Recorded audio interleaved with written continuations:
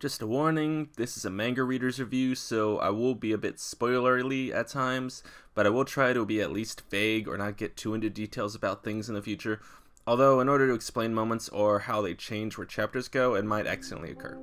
Firstly, they're doing a damn good job on all fronts for this animated adaptation. The voice acting of both Yamada and Ichikawa represent their roles perfectly. Ichikawa got a bit of a nerdish tone, because at heart, he's just a nerd for thriller and murder knowledge, and Yamada has this youthful, bashful vibe. Even if they've taken the baby fat from the cast, they still excel in their personalities. With audio now being the forefront of their characteristics, Yamada humming as she eats and Ichikawa sounding shocked for moments as he observes Yamada are just perfect. There's also the use of music that manages to give life into the relationship. It's a story of realization, and them being young, it has that presence of curiosity and innocence at times, with the more intense moments giving off anxious vibes. Personally, I'm not the biggest fan of the OP, don't know whether it's the music or visuals, honestly. Maybe I was just hoping for more of a Komi style intro. One thing I may love most about the series though, are the text endings, where every time Ichikawa comes to a new realization, whether he admits it or not, we see a new feeling that occurred. Even though they use the same one twice, it's a nice addition to the light and beauty of a growing relationship, and even if Ichikawa considers them just head parasites, it also gives that anime its own identity from the manga, sort of like with Call the Night lighting up at the sky with different colors. There are a few different styles of conflict that make things simple when analyzing, and while Ichikawa may consider himself a future Michael Myers, he's more so just Tomoko from Watamote currently, and so his current conflict is a majority of person versus society. You could argue as person versus person, as he typically aims his anger towards singular people, but overall it's an anger that stems from wanting to protect someone, whether he accepts it or not. And for these 3 episodes, that's the typical conflict.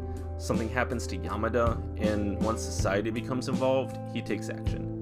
Yamada is crying and there's nothing he can do about it, but the moment others may witness this, he goes psycho. It's hot, and so white clothes can be see-through. Nothing can do about that. But the moment other boys want to see what kind of bra Yamada's wearing, he discreetly stops them.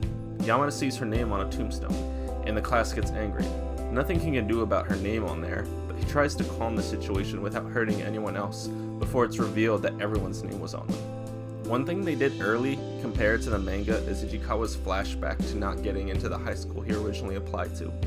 A glimpse into Ichikawa's true feelings, the fear to want, the fear of the need, the fear of disappointment, and we then slowly get to see those reveal throughout each episode. He doesn't want to care, but he saves Yamada from a creeper who asks for her number. He doesn't want to be close, but ends up consistently being there for her. And in the final episode, it's a constant amount of things he doesn't want to be or do, but ends up being, coming to the conclusion of accepting that he does indeed like her. And whether this was a moment of weakness in his eyes or something else, the conflict for Ichikawa now changes from person versus society to person versus self, which is the main conflict for Volume 2, so that's going to be what to look forward to the next 3 episodes. My favorite animated scenes would probably be the bike scene. They made it even more epic with the directing and music, and the added slow motion reminded me a bit of Clannad when the emotional moment would happen. Another favorite might be when Ichikawa helps Yamada hide from her friend. The lighting is beautiful and we get to learn more about Yamada as a friend, which is necessary because Ichikawa already knows she's pretty on the outside. It's understanding what a good person she is on the inside that causes him to actually start wanting to pursue her. The first 3 episodes build greatly to the realization. It also teases Yamada's journey within the next Volume 2, because in the manga she doesn't actually show where she saved Ichikawa's picture of her, so I actually like that she saved it and kept it close to her in the anime. It shows that she appreciates the small things in life. Overall, some stellar slice-of-life romance for the first volume. In the next 3 episodes, we get very cute with Yamada now starting to pursue Ichikawa, and Ichikawa now battling his feelings about her. Some truly solid episodes, and again, very much looking forward to when we get to Volume 3, one of my favorite comedic volumes all of manga. Let me know how you feel about this adaptation. Now that I know what my main analysis is going to be, these vids might get easier to write. Thank you for watching, and go read a book.